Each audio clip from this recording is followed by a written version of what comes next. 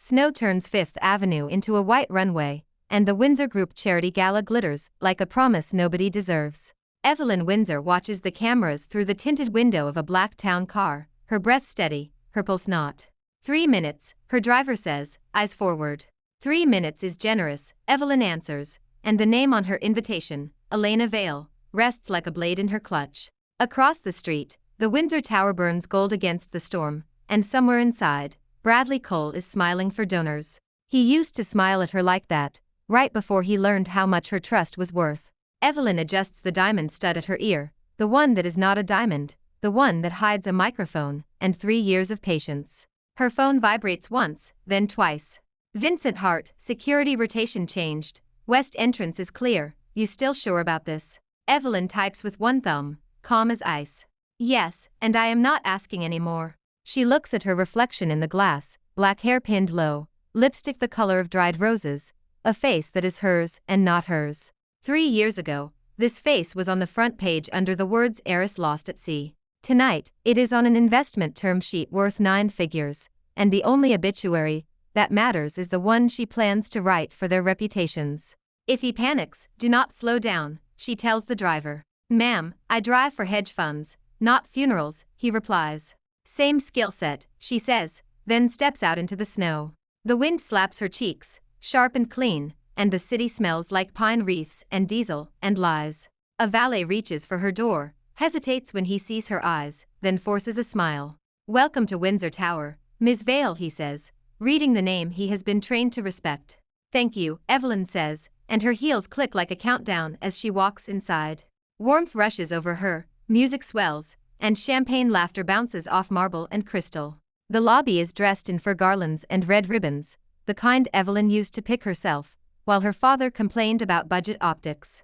A giant screen loops the Windsor logo beside a smiling couple on stage, Bradley and Selena, posed as if they are the story, not the theft. Selena Windsor wears white, an angel costume made of silk, and her hand rests on Bradley's arm like a claim. Evelyn's nails press into her clutch until the leather creaks. A hostess approaches, tablet in hand, practiced charm on her face. Miss Vale, our chairman is eager to meet you, the hostess says. He will be, Evelyn replies, and she walks straight toward the ballroom doors before anyone can redirect her. The doors are guarded by 2 private security men, broad shoulders, earpieces, bored eyes. They shift when she nears, scanning her, weighing her in a second. One of them looks at her face and blinks, like his mind tries to match it to a ghost. Miss Vale is expected, the hostess says quickly, voice too high. The guard steps aside, and the doors swing open on a wave of applause. Bradley is on stage, microphone in hand, laughing at something a senator's wife has said. His suit is midnight blue, tailored by money that used to be hers. Selena lifts her glass, her smile soft, her eyes hard. Evelyn walks down the center aisle as if the carpet was made for her, because once it was. Heads turn, then more heads, then whispers ripple like a cold draft. A stranger's voice says, who is she? Another answers, that's Elena Vale, the one from London, the rumored whale investor. Bradley's gaze catches her at the edge of the crowd, and his smile freezes for a fraction of a breath. He recovers fast, because he is trained for rooms like this, but his fingers tighten on the microphone. Selena follows his line of sight and stiffens, her pupils shrinking, her lips parting in a tiny, betrayed gasp.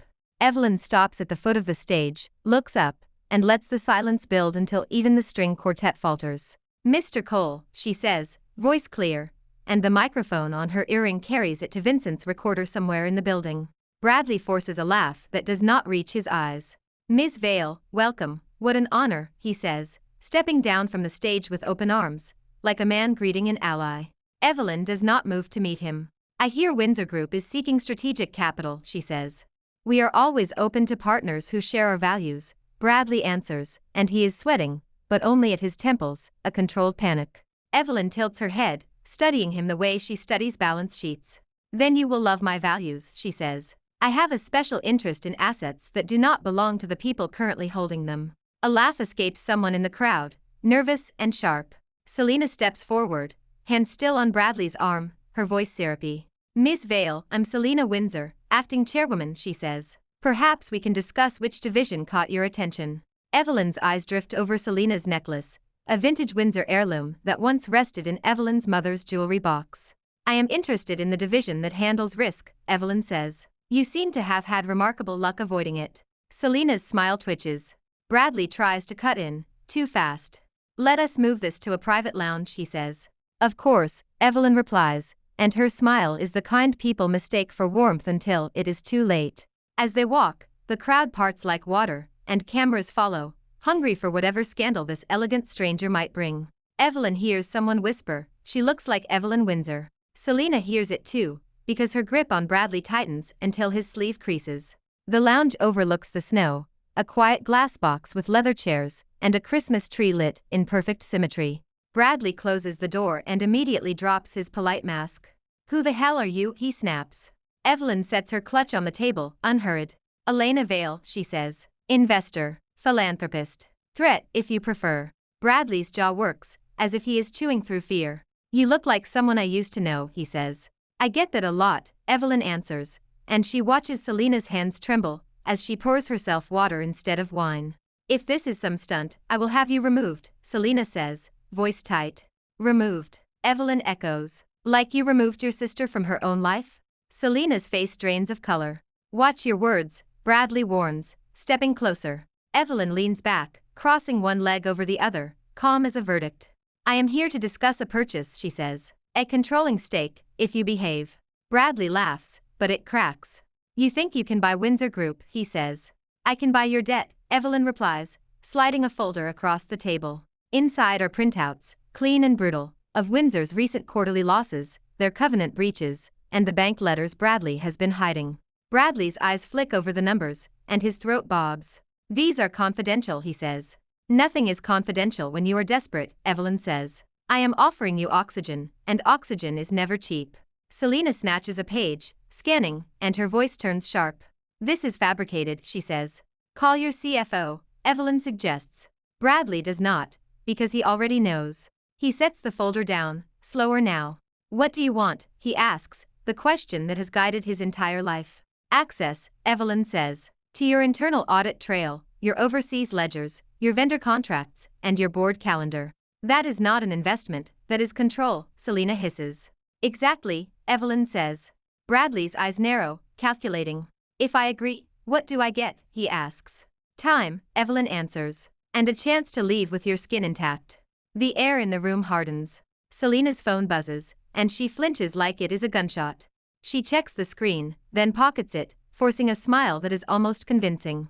"We will review your proposal," she says. "We appreciate your interest." Evelyn stands, smooth and poised. "Do not take too long," she says. "Snow melts, and so do alibis." She turns toward the door. Bradley's voice stops her, lower, more dangerous. "If you are playing games with me, Elena, you will regret it," he says. Evelyn looks back, her expression mild. "I already regretted you once," she says. "I am not collecting regrets anymore." Outside the lounge, the gala noise returns, loud and hungry. Evelyn moves toward the balcony for air, and a man steps into her path like he has been waiting. Vincent Hart is tall, broad-shouldered, hair dark, eyes steady, the kind of handsome that does not advertise itself. He wears a simple black suit, no show, all-purpose. "Miss Vale," he says, and his tone is polite, but his gaze is sharp enough to cut fabric. "Mr. Hart," Evelyn answers, because she memorized him years ago, the loyal son of a loyal family. "You should not be here," Vincent says quietly. "Neither should you," Evelyn replies. Vincent glances around, checking the crowd, then leans closer. "Your walk, your voice cadence, the way you hold your shoulders," he murmurs. "If you are who I think you are risking everything." Evelyn's smile does not move her eyes. "And if I am not, you are insulting a major investor at your own event," she says. Vincent's mouth lifts, a flicker of respect. "I have been insulting the wrong people for 3 years," he says. "I am trying to correct that." Evelyn's pulse taps once, hard. "Say what you mean," she tells him. "I never believed Evelyn stole from this company," Vincent says. "I never believed she drove into the ocean by accident." Evelyn keeps her face still, but her hand tightens on the balcony rail. "Then you are smarter than most," she says. Vincent studies her, then speaks like a man making an offer he has rehearsed in his head too many nights. "Let me help," he says. "You cannot do this alone, and they will not hesitate this time." Evelyn exhales, slow. "I am not looking for a hero," she says.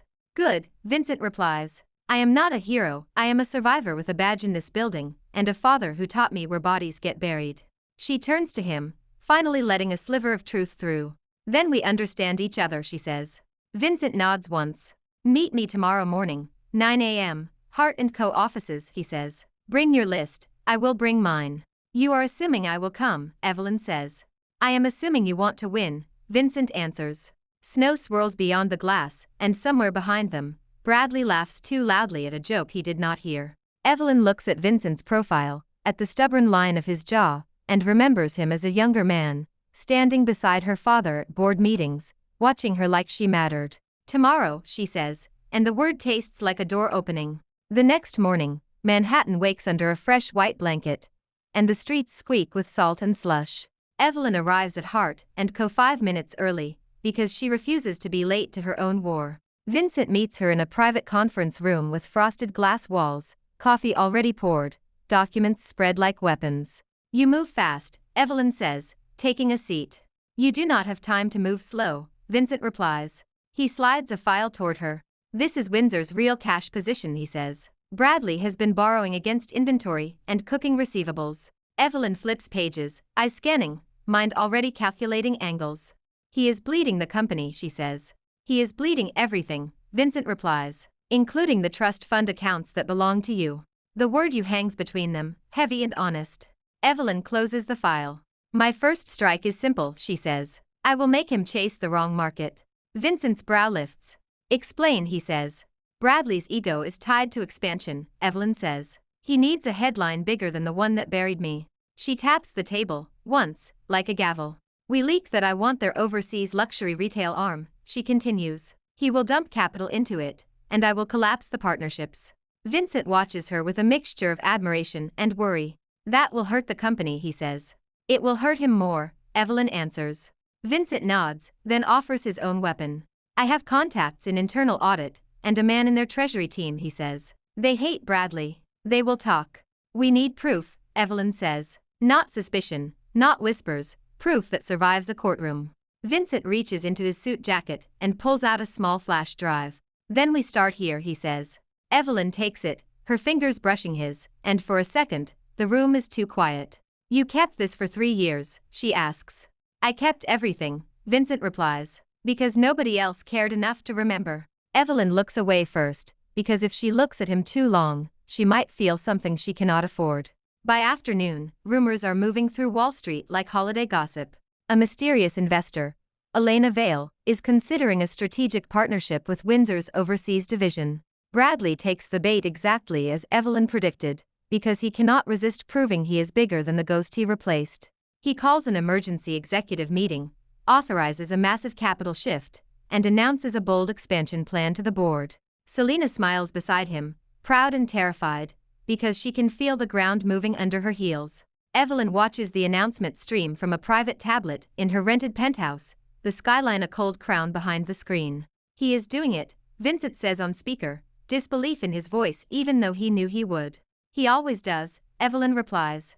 She opens a second tablet, the one connected to her offshore contacts, and types a single line. Execute Clause 17, terminate letter of intent, cite reputational risk. Within an hour, Windsor's overseas partner pulls out, and the news hits the market like a punch. Analysts call it a catastrophe, a holiday disaster, a sign of instability. Bradley's stock price drops, and his face on television looks like a man being unmasked. Selena's social media posts stop. Evelyn takes a sip of whiskey, her first in months, and the burn feels like justice. Her phone rings, and Bradley's name appears, bold and furious. She lets it ring 3 times, then answers. Ms. Vale, Bradley says, voice tight with forced courtesy, we need to discuss a misunderstanding. Do we? Evelyn replies, letting the question mark hang like a hook. Bradley inhales sharply. Our partner withdrew without explanation, he says. They gave an explanation, Evelyn says. Reputational risk. Bradley's silence is loud. You did this, he says, no longer asking. I did not do anything, Evelyn replies. I simply exist in the same world your actions created. What do you want? Bradley snaps. A board seat, Evelyn says. And access. Bradley laughs, harsh and broken. You think you can blackmail me, he says. I think you are already blackmailing yourself, Evelyn answers, then ends the call. 2 nights later, Selena invites Evelyn to a private dinner at an exclusive restaurant decorated like a winter cottage. The message is honey sweet, the intent poisonous. Vincent warns her over text. Do not go alone. Evelyn replies. I will not. She arrives with a silent security detail, in plain clothes, and Vincent waits at the bar, watching reflections in polished wood. You look like you belong in trouble, Vincent says as she approaches. Trouble looks like it belongs to me, Evelyn replies. Selena's table is near a fireplace, the kind that crackles for ambience, not heat. Selena stands when she sees Evelyn, all warmth and apology. Miss Vale, thank you for coming, Selena says. You asked, Evelyn replies, taking her seat. Selena orders wine, then leans in, voice lowered. I know what you are doing, she says. Do you? Evelyn answers, eyes calm. You are trying to weaken Bradley, Selena says. I cannot blame you. He is reckless. Evelyn lifts her glass, does not drink. And you are not, she asks. Selena's smile slips, then returns. I am practical, Selena says. If Windsor collapses, we all lose, including you. I do not lose, Evelyn says softly. I collect. Selena's gaze sharpens. Tell me what you want, she says.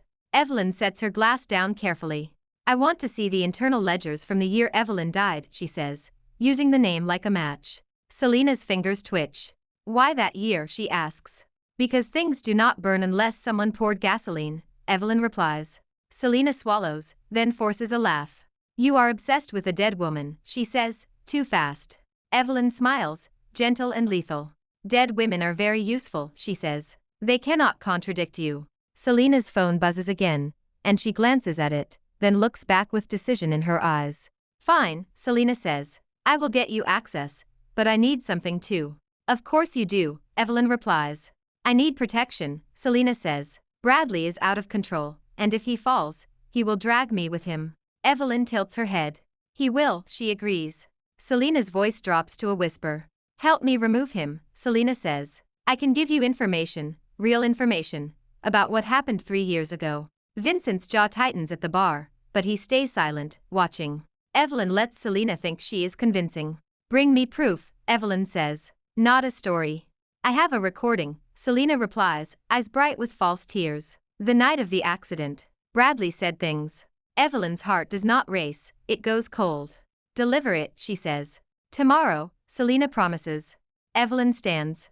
Do not make me wait, she says, then walks away, Vincent falling into step beside her as if he has always belonged there. You do not trust her, Vincent says once they are outside. I trust that she is selfish, Evelyn replies. Selfish people are predictable. The next day, while Evelyn is in a meeting with her legal team, her phone explodes with alerts.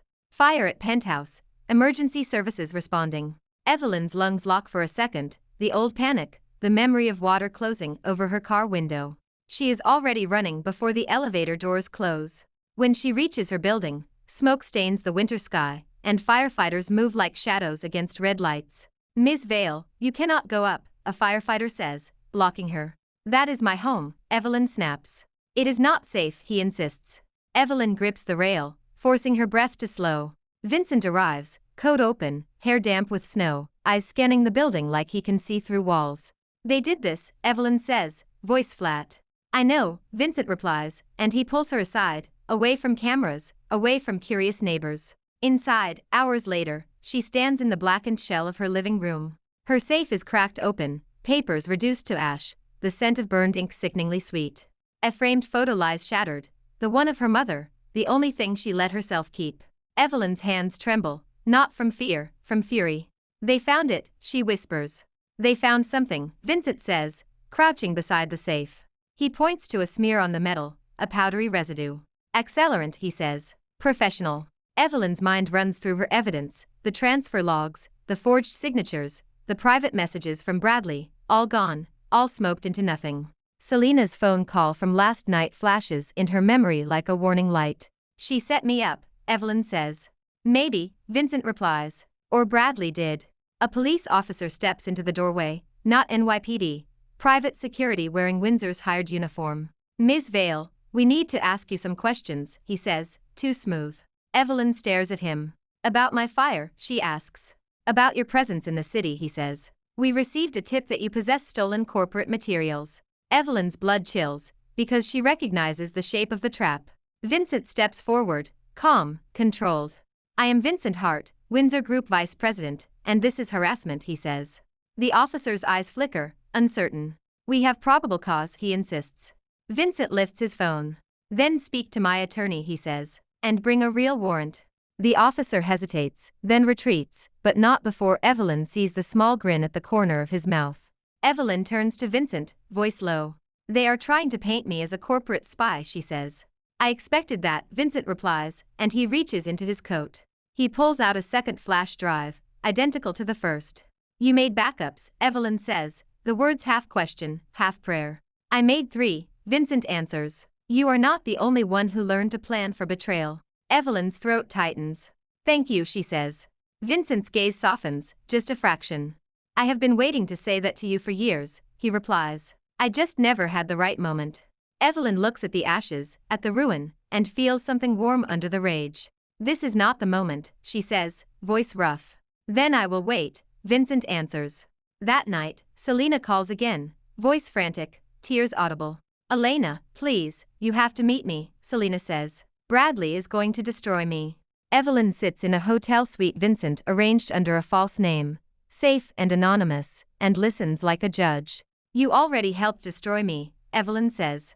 I did not set the fire, Selena insists. I swear. Swear on what? Evelyn asks.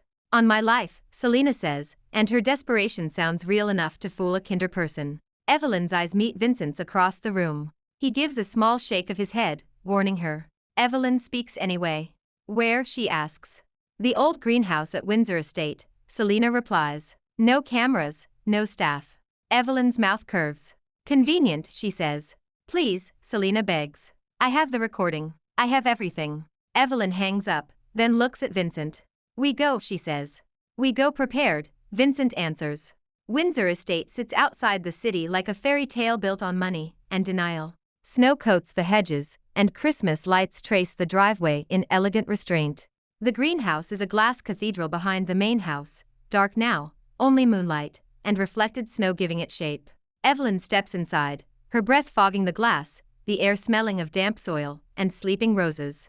Vincent follows 2 steps behind, hand near the inside of his coat where a legal firearm permit allows a quiet insurance. If she screams, it is a setup, Vincent murmurs. If she breathes, it is a setup, Evelyn replies. Selena appears from behind a row of potted citrus trees, hair loose, mascara smudged, hands clasped like a penitent. Thank God you came, Selena says, voice shaking. Do not waste my time, Evelyn answers. Selena pulls a small recorder from her pocket, holds it out like an offering. This is Bradley, the night of the accident, she says. He admitted he tampered with the brakes. Evelyn's vision sharpens, the world narrowing to that device. Play it, she says. Selena's hands tremble, then she presses a button. A man's voice fills the greenhouse, distorted but familiar, Bradley's laughter, low and cruel. She will not swim back, baby, the recording says. Even if she does, nobody will believe her. Selena's recorded voice answers, breathy. What if she survives, it says. Then we finish it, Bradley's voice replies. Evelyn's stomach twists, pain so old it feels like a scar tearing open. Selena watches her, eyes shining.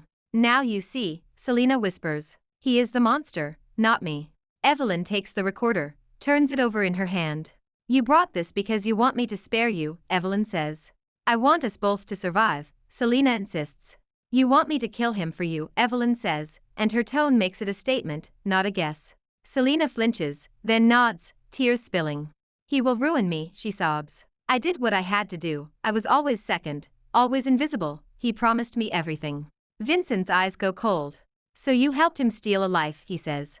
I was desperate, Selena cries. I was tired of being her shadow. Evelyn's jaw tightens, and for a moment, she wants to reach across the table of time and throttle her. Instead, she speaks softly, the way her father taught her to speak, before a hostile acquisition.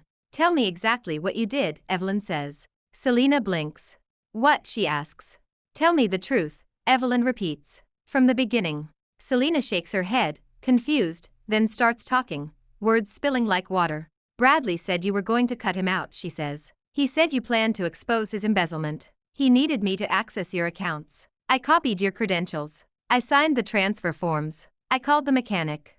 Vincent's phone in his pocket quietly records, the small red dot invisible in the dark. Evelyn listens, face blank, heart a storm. I told him where you would drive, Selena continues, voice cracking. I thought it would just scare you. I did not think he would go that far. Evelyn leans in. But he did, she says.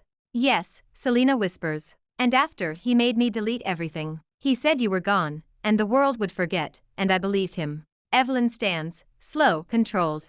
Selena looks up, hopeful, thinking the confession has bought her mercy. So you admit it, Evelyn says. I am trying to fix it, Selena pleads. You cannot fix what you did, Evelyn answers, and her voice is calm enough to terrify. Selena's face twists. Then what do you want from me, she cries. Evelyn lifts the recorder, the one Selena gave her. I wanted you to talk, she says. You did. Selena's eyes widen as she finally realizes. You tricked me, she whispers. You taught me, Evelyn replies. Selena lunges forward, reaching, but Vincent steps between them, blocking her with a wall of quiet menace. This is over, Vincent says. No, Selena screams, and the sound bounces off glass and sleeping plants. By the time they leave the estate, the snow has turned heavy, the kind that muffles the world like a secret. In the car, Evelyn stares at the recorder in her hand, at the proof that finally has a voice. Vincent drives, one hand on the wheel, the other steady, his eyes scanning for tails. We have her confession and his threat, Vincent says. We still need the money trail, Evelyn replies. We have enough to start subpoenas, Vincent says. Subpoenas take time, Evelyn says. I want the truth in public, on Christmas Eve, in front of everyone who clapped while I drowned. Vincent glances at her, careful. You are planning a spectacle, he says. I am planning a trial, Evelyn answers. The kind they cannot buy. Vincent nods slowly. Then we use the family dinner, he says. Evelyn's mouth lifts. The annual Christmas Eve dinner at Windsor Estate, she says. My father's favorite stage. Bradley will invite press, Vincent adds. He loves headlines. And Selena will insist on a perfect image, Evelyn says. She will decorate her own gallows. They spend the next days moving like shadows through boardrooms and legal offices. Evelyn's team drafts documents under Elena Vale's name. Investment offers with poison pills hidden in fine print. Vincent's contacts pull internal emails, procurement invoices, and the dirty fingerprints of diverted funds. Bradley grows frantic, making calls, threatening banks, bullying staff, but fear leaks out of every polished statement. Selena becomes frantic in a different way, texting Evelyn dozens of times, begging, bargaining, promising silence. Evelyn ignores every message. On December 23rd, Bradley announces a lavish Christmas Eve celebration at Windsor Estate, to honor donors and unveil a new brand vision. It is exactly what Evelyn wants. He thinks he is reclaiming control, Vincent says as they watch the announcement. He is walking into a trap he built, Evelyn replies. Vincent sets a laptop on the table, showing a playlist of files, videos, scans, and audio clips organized with ruthless precision. This will play on the estate's main screen, he says. Once it starts, it will mirror to the press feed, and to every phone in the room. And the board? Evelyn asks. 3 members are ready to flip, Vincent says. They hate him, and they miss your father. Evelyn's throat tightens at the mention of her father, the man who died from a heart attack a month after she vanished. He deserved better, she says. So do you, Vincent replies. Evelyn looks at him, sees the exhaustion under his control, the devotion he has never tried to sell. Why are you doing this? She asks suddenly. Vincent does not look away. Because I watched you walk into that boardroom at 24, and command men twice your age, he says. And I watched them erase you like you were a typo. He pauses, voice rougher now. And because I should have stopped it, he adds. Evelyn's anger softens into something sharp and unfamiliar. You could not stop them, she says. I could have tried harder, Vincent replies. The room is quiet, except for the distant hum of the city. Evelyn's phone buzzes with a calendar alert. Christmas Eve, Windsor Estate, 7 p.m. We finish it tomorrow, she says.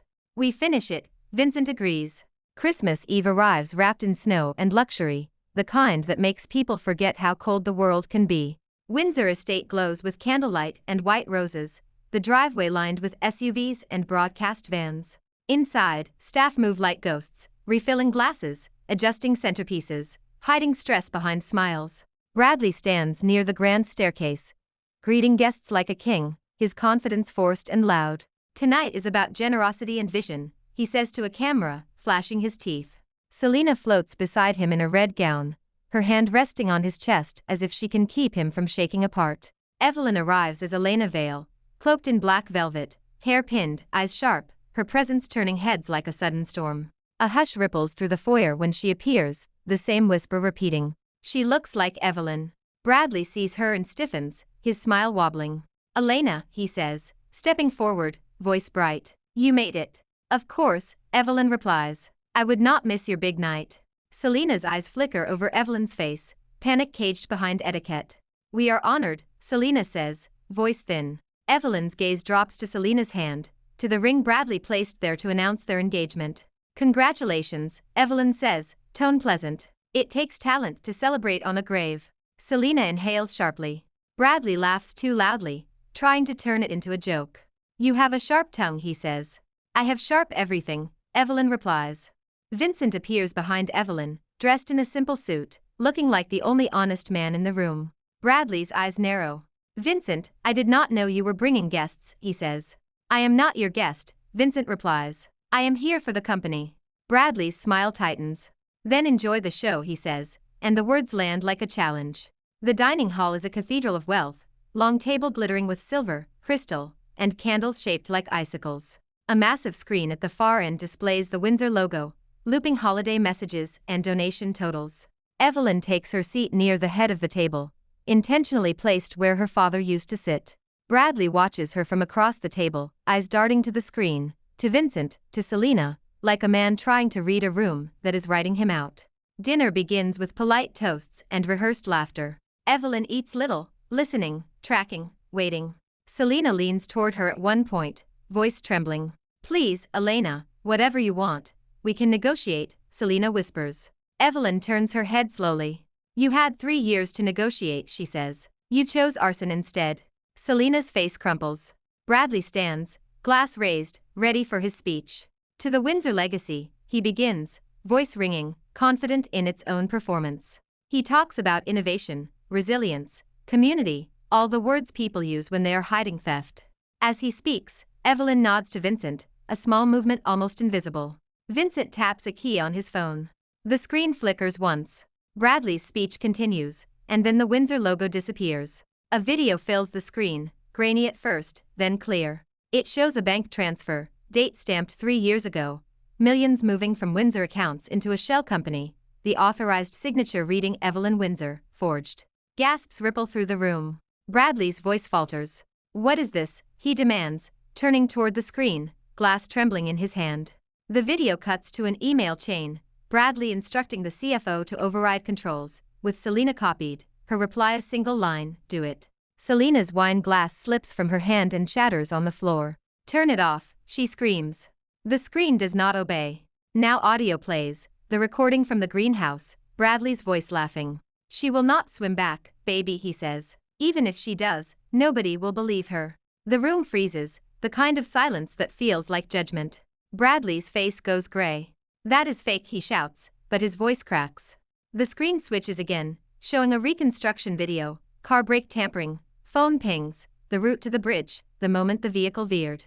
Guests stare, horrified, fascinated, hungry. Cameras in the back of the room record everything, the red lights blinking like small eyes. Bradley slams his glass down, shards spraying. Who did this? He roars. Evelyn stands slowly, candlelight catching her face. She reaches up, fingers finding the edge of a thin prosthetic along her jawline, and peels it away in one smooth motion. The room inhales as one. Selena makes a strangled sound. Bradley's mouth opens, but nothing comes out. Good evening, Evelyn says, voice steady, no longer hiding behind another name. I am Evelyn Windsor. A wave of shock ripples through the hall, chairs scraping, whispers exploding. That is impossible, someone breathes. She died, another whispers. Evelyn's eyes lock on Bradley. I died for you, she says, and you spent 3 years living off my bones.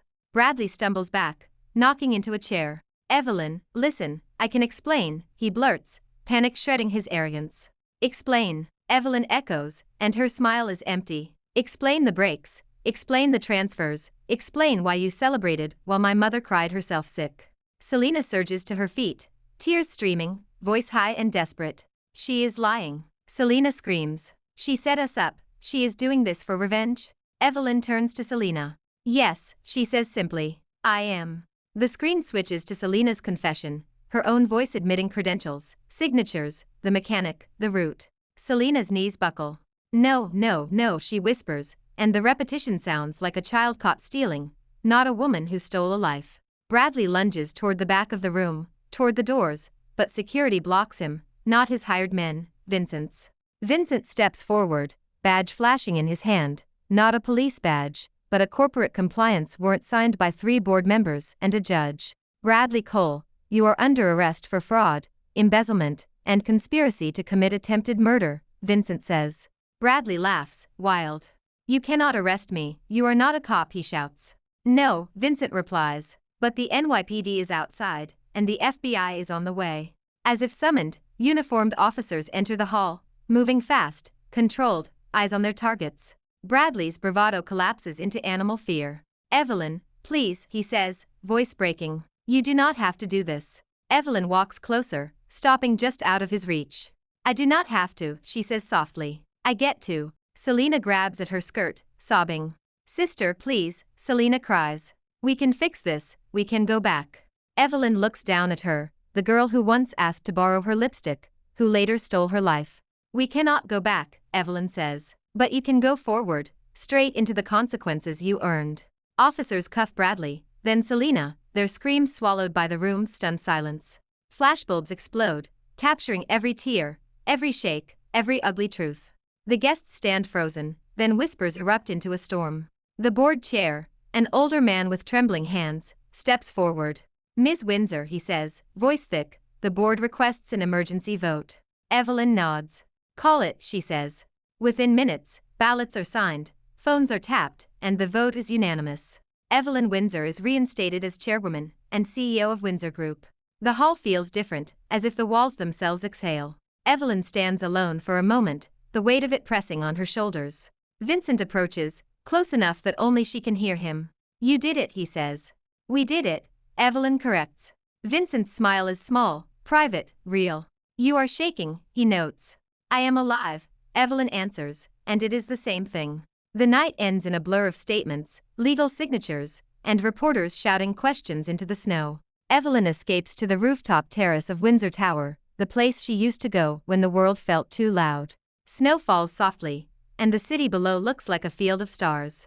Vincent joins her, coat thrown over his shoulders, his breath visible in the cold. They are gone, he says. Not gone, Evelyn replies. Accounted for. Vincent leans on the railing beside her. How do you feel, he asks. Evelyn searches for the answer, and finds only truth. Empty, she admits. And relieved. And furious that it took this much to be believed. Vincent nods, eyes on the skyline. You should have been believed from the start, he says. Evelyn's fingers curl around the cold metal rail. I used to think revenge would fill the hole, she says. It did not. No, Vincent replies. But it cleared the space. She turns to him, studying the man who held the line when she could not. You knew it was me the moment you saw me, she says. I knew the moment you said Mr. Cole, Vincent answers. You never called him Bradley unless you were trying to love him. Evelyn huffs a quiet laugh, surprised by it. I was young, she says. You were loyal, Vincent corrects. They did not deserve it. Silence stretches between them, not awkward, just full. Vincent reaches into his coat and pulls out a small velvet box. Evelyn's eyes narrow. Do not, she says, half warning, half fear. I am not asking you to replace what you lost, Vincent says softly. He opens the box, revealing a simple ring, elegant, not flashy, the kind of choice made by a man who knows her taste. I am asking you to build what you deserve, he continues, with someone who will not leave you alone in the dark. Evelyn swallows, throat tight. Vincent, she whispers. I loved you before I had the right, he says. And I loved you when the world said you were dead. Evelyn's eyes burn, and she refuses to let the tears fall for Bradley, or Selena, or the past. She lets them fall for the man in front of her, because that is different. You are reckless, she says, voice shaking. Only for you, Vincent replies. Evelyn takes the ring from the box, holds it between gloved fingers. If I say yes, it is not a reward, she says. It is a choice. That is all I want, Vincent answers. Evelyn slips the ring onto her finger, and the fit is perfect, as if it was made for this moment. Vincent exhales, a laugh and a relief all at once. Say it, he murmurs. Evelyn meets his eyes. Yes, she says. I choose you. Vincent steps closer, careful, like he is approaching something sacred. He kisses her, slow, steady, the kind of kiss that does not steal, it gives. The city below keeps moving, oblivious, and above them, snow falls like forgiveness. Evelyn rests her forehead against his. Tomorrow will be hard, she says. Tomorrow will be ours, Vincent replies. In the distance, church bells begin to ring, marking midnight on Christmas Eve. Evelyn looks out at New York, at the lights and the snow and the endless noise, and for the first time in 3 years, she does not feel like a ghost. She feels like a woman with thorns in her hands and a future in her sight, and that is the sweetest kind of peace. Thanks for watching. Follow for more romance stories.